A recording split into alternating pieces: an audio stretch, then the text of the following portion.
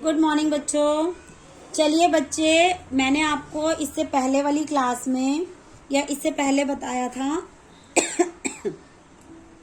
एक पत्र सिखाया था आपको और अनुच्छेद कराया था।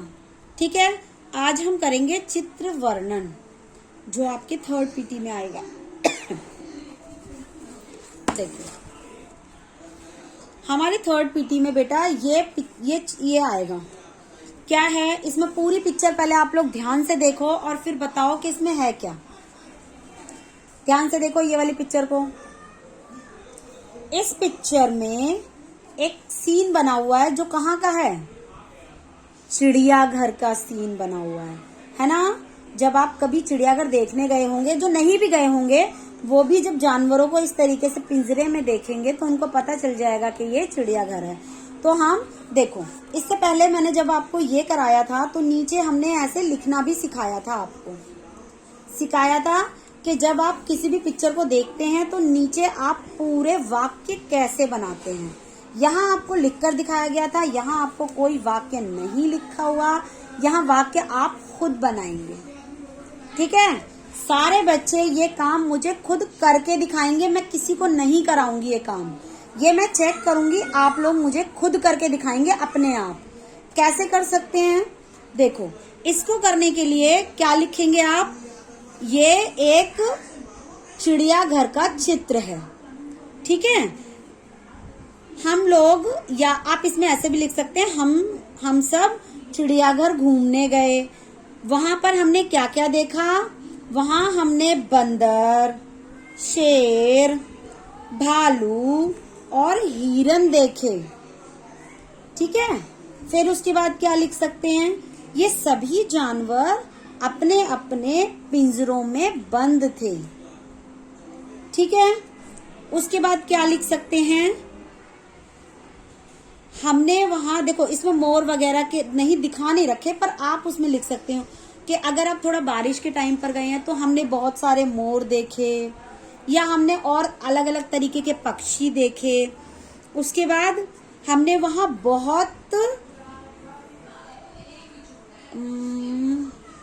बहुत मजा किया या इंजॉय किया। इंजॉय तो नहीं लिखेंगे, हमने वहां पर बहुत मजा किया। हमने शेर को गरजते हुए देखा, बंदर को कूदते हुए देखा। ठीक है, हमने हिरन के वहां पर बच्चे देखे। मैं आपको तरीका बता रही हूँ, करेंगे आप अपने आप। ठीक है, मैं नहीं लिखवाऊंगी, इसको मैं लिख कर नहीं दूंगी, इसको आप अपने आप करेंगे। ठीक है, उसके बाद लास्ट में आप ये भी लिख सकते हैं, हमने वहां पर हमें वहां पर बहुत मजा आया और फिर शाम को हम वहां से लौट कर आ गए। ठीक है, तो ये आप अपने सब बच्चे, ऐसा जरूरी नहीं है जो मैंने बोला बिल्कुल वही करेंगे, सब बच्चे अपने अपने तरीके से इसको करेंगे। ठीक है, चलिए ये चित्र वर्णन हो गया। ये भी हमारा थर्ड पीटी का है ना बेटा। देखो जैसे मैंने यहाँ थर्ड पीटी लिखा है तो आप भी ऐसे लिख सकते हैं। इसके बाद चलो हम आगे करते हैं। तो अभी हमने बुक रख दी, मैंने अपनी कॉपी में लिखा हुआ है। ठीक है, देखो मैंने अपनी कॉपी में लिखा हुआ है, आप लोग भी सब इसी तरीके से अपनी कॉपी में लिखेंगे। मैंने एक पेज में दो किए हुए हैं, आप एक पेज में बस एक ही करेंगे। ठीक है, तो देखिए हमारे को उसमें सिर्फ 4 मुहावरे आएंगे। और बच्चों, आप लोगों को मैंने कितनी बार समझाया, बार बार बच्चे एक ही गलती करते हैं। ना तो वो एग्जाम में पूरा मुहावरा लिखते हैं, ना उसका अर्थ लिखते हैं, और ना ही वाक्य में प्रयोग करते हैं। अब बहुत सारे बच्चे कहेंगे मैडम हम करते हैं। जो बच्चे करते हैं उनको उनके फुल मार्क्स मिलते हैं, जो बच्चे नहीं करते उनको या तो हाफ मार्क्स मिलते हैं या फिर मैं उसको कट कर देती हूँ, क्योंकि वो सही से नहीं लिखते हैं। ठीक है, अगर आप सही से लिखेंगे तभी मैं मार्क्स दूंगी, अदरवाइज मैं मार्क्स नहीं दूंगी। चलिए अब देखिए, मुहावरे लिखकर वाक्य में प्रयोग कीजिए। पहला है हाथ पैर मारना, इसका अर्थ है बहुत कोशिश करना। अब वाक्य में प्रयोग देखो, आजकल नौकरी पाने के लिए बहुत हाथ पैर मारने पड़ते हैं। दूसरा है उतार चढ़ाव। उतार चढ़ाव, इसका अर्थ है दुख का अनुभव।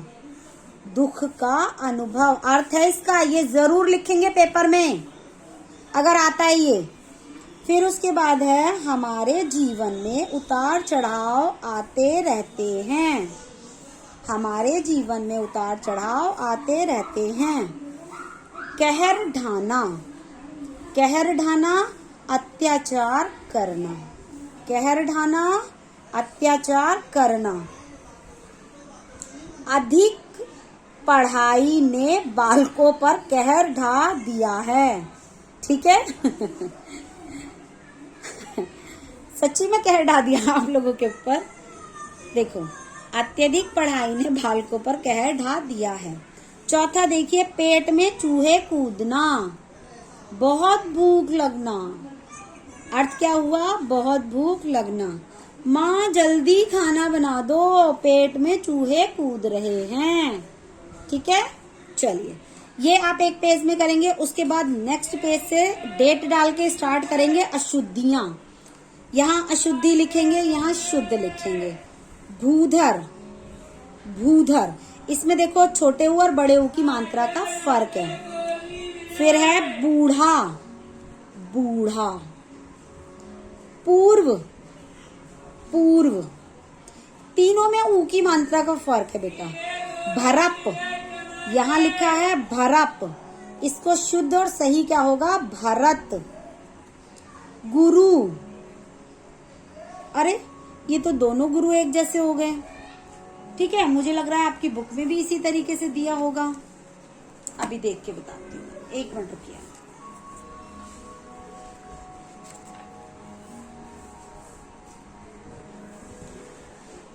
हाँ हाँ, देखो बेटा, इसमें देखो, ये देखो यहाँ पर किस तरीके से मात्रा लगी है और यहाँ पर किस तरीके से मात्रा लगी है। ठीक है, ध्यान से देखो।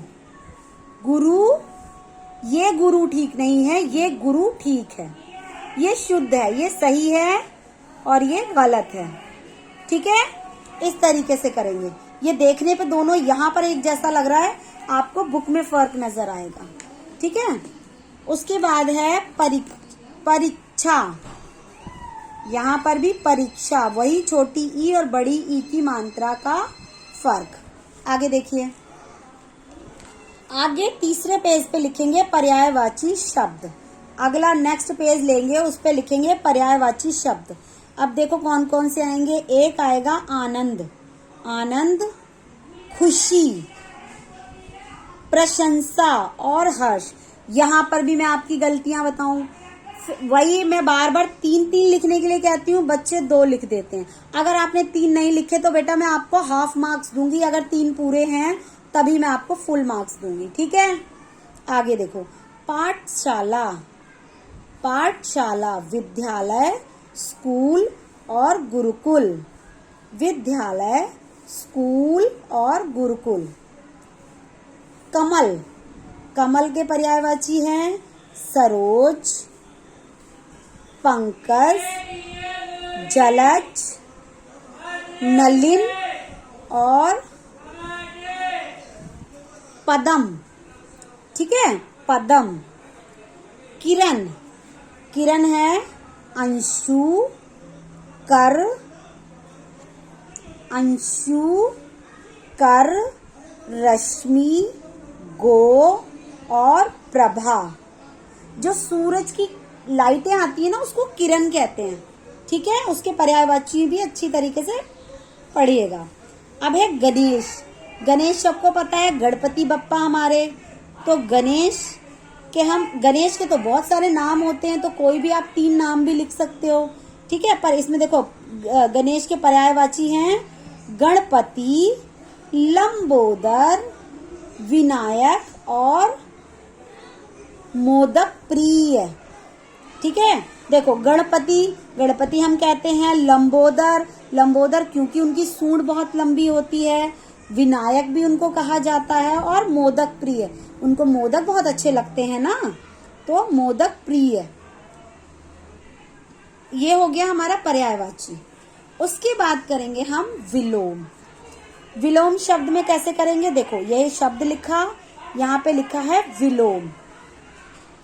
कोमल, कोमल का विलोम यानी कि कोमल का उल्टा कठोर।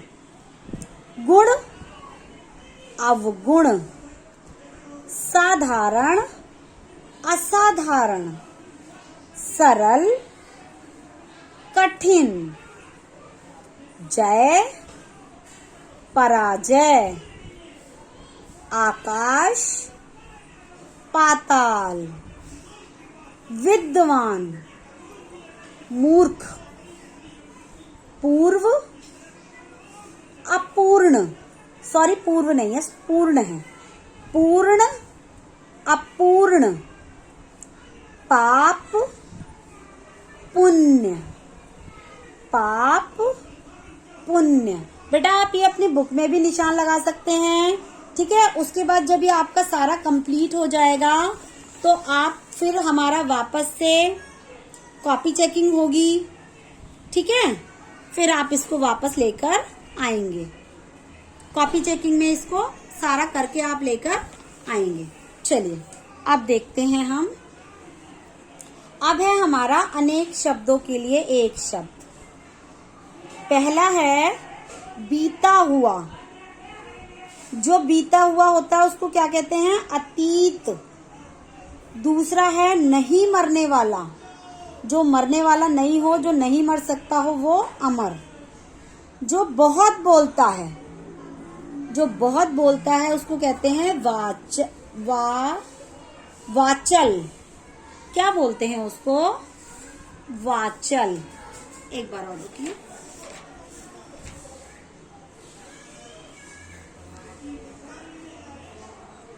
हाँ जी, क्या बोलते हैं इसको? वाचल। अगला है चौथा, जो क्षमा पाने लायक है। जो क्षमा पाने लायक है वो क्या होता है? क्षम्य। क्षम्य पढ़ेंगे इसको, ठीक है। अब देखो इसमें अब हमारे 4th पीटी में एक चीज और आएगी, अपठित गद्यांश, ठीक है। इसमें देखो, इसमें हम पहले इसको पूरा पढ़ेंगे। ताजमहल एक बहुत सुंदर इमारत है। इसे बादशाह शाहजहां ने अपनी बेगम मुमताज की याद में बनवाया था। ताजमहल आगरा में यमुना के तट पर बना है। यह संगमरमर पत्थर का बना है तथा इसकी सुंदरता देखते ही बनती है। हमारे देश में जितने भी पर्यटक और विदेशी मेहमान आते हैं सभी इसे देखने जाते हैं। पूर्णिमा की चांदनी रात को तो इसकी शोभा और भी बढ़ जाती है, ठीक है। अब देखो, ये आपने पूरा पैराग्राफ पढ़ा। रुकिए मैं आपको इसको बुक में भी दिखाती हूँ। ये देखो बेटा, ये देखिए, ये वाला जो 2nd नंबर है ना, ये आपका 3rd पीटी में आया हुआ है, ठीक। ये आपका 3rd पीटी में आया हुआ है। अब देखो मैं इसके ये प्रश्न उत्तर कराऊंगी आपको। देखो इसके प्रश्न उत्तर में पहला प्रश्न है, ताजमहल किसने बनवाया था? उत्तर है ताजमहल बादशाह शाहजहां ने अपनी बेगम मुमताज की याद में बनवाया था। दूसरा है, ताजमहल किस शहर में है? उत्तर है ताजमहल आगरा शहर में बना है। तीसरा देखिए, ताजमहल किस नदी के तट पर बना है? तो उत्तर है ताजमहल यमुना नदी के तट पर बना है। चौथा, ताजमहल किस पत्थर का बना है? उत्तर है ताजमहल सफेद संगमरमर पत्थर का बना है। पांचवा है, ताजमहल किसकी याद में बनवाया गया है? उत्तर है ताजमहल मुमताज बेगम की याद में बनवाया गया है, ठीक है। चलिए बेटा, यहाँ पर हमारा आज 4th पीटी भी कंप्लीट हो गया, ठीक है। अब बस हम इसका रिवीजन करेंगे, ठीक है। रिवीजन के साथ साथ देखते हैं, टाइम है हमारा तो हम 4th पीटी का स्टार्ट कराएंगे आपको, ठीक है। जब तक 4th पीटी नहीं होता तब तक मैं आपको इसकी 3rd पीटी की रिवीजन कराऊंगी। चलिए बेटा, ओके बाय।